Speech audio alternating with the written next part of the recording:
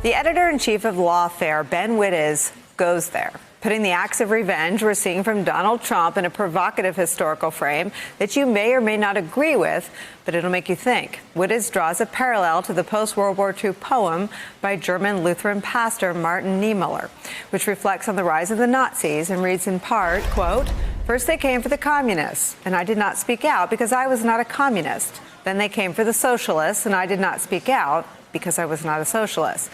Then they came for me, and there was no one left to speak out for me."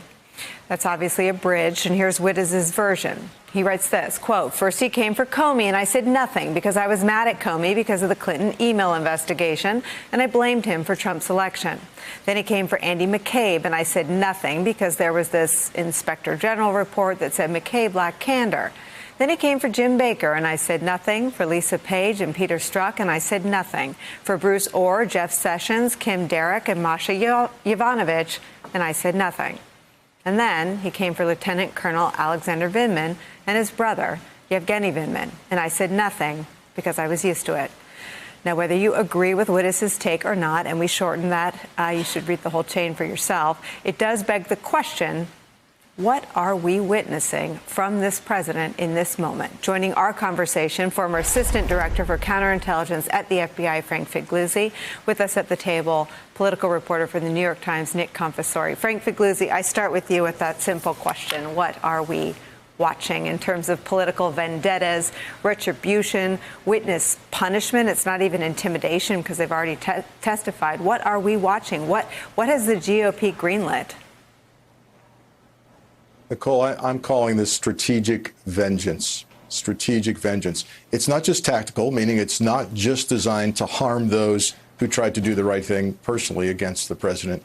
It's designed to also, moving forward, have a chilling effect on anyone who tries to do the right thing. And it's why we saw only one Republican senator do the right thing. It's why everyone seems to be operating on fear and intimidation.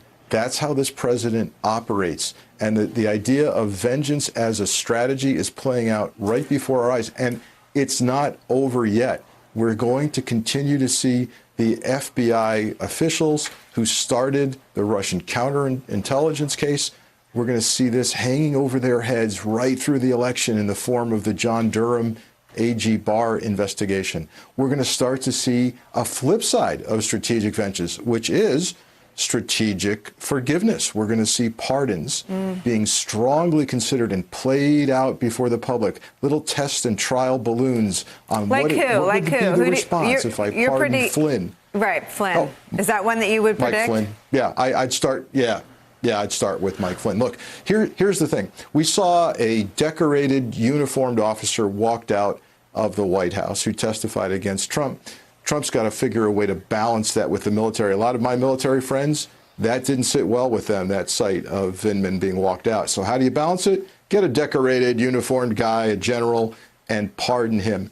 You're going to see that floated very, very soon. Nick Confessori, your colleagues reported on a handful of Republican senators who, after acquitting Donald Trump of abuse of power that Mitt Romney said was so clear he couldn't do anything other than vote to convict and remove, tried to stop him from punishing Sondland, who also happens to be a donor to other Republican campaigns, but not Vindman. Here's some of that reporting. A handful of Republican senators were concerned that it would look bad for Mr. Trump to dismiss Mr. Sondland and argue that it was unnecessary since the ambassador was already talking with senior officials about leaving after the Senate trial. Among the Republicans who warned the White House was Senator Susan Collins of Maine, who voted to acquit Mr. Trump, and she thought he had learned a lesson. It's hard not to laugh. Others included Senators Tom Tillis of North Carolina, Martha McSally of Arizona, and Ron Johnson of Wisconsin. When has Donald Trump ever learned any lesson other than to become more emboldened than he was previously emboldened? You know, it's fascinating to read that because I was thinking if only Vindman had more money to throw around as a donor, he might have gotten some more defense. Gordon Sondland's given $1.5 million to Republicans, including Senate Republicans. And it's hard not to view that as an act of defense for one of their own donors. I think it also shows Sondland was on his way out, and Vindman was also on his way out already.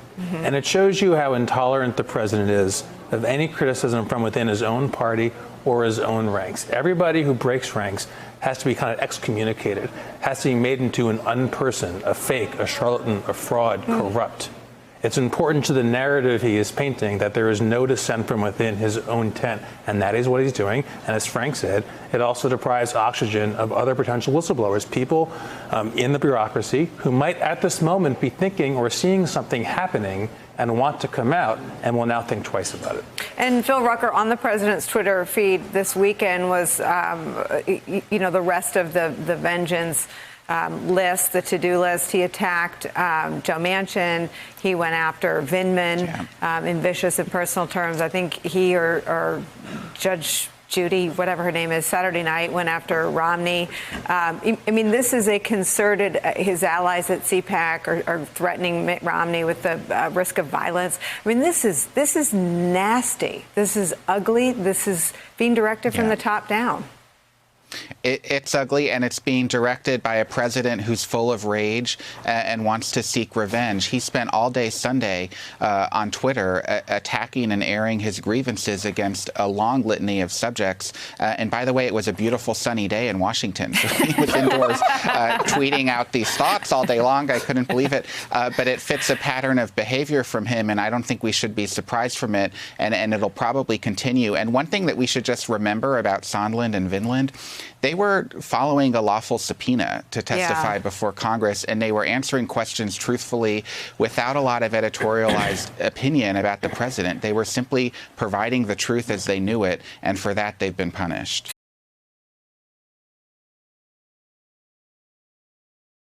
Hey there, I'm Chris Hayes from MSNBC. Thanks for watching MSNBC on YouTube. If you want to keep up to date with the videos we're putting out, you can click subscribe just below me, or click over on this list to see lots of other great videos.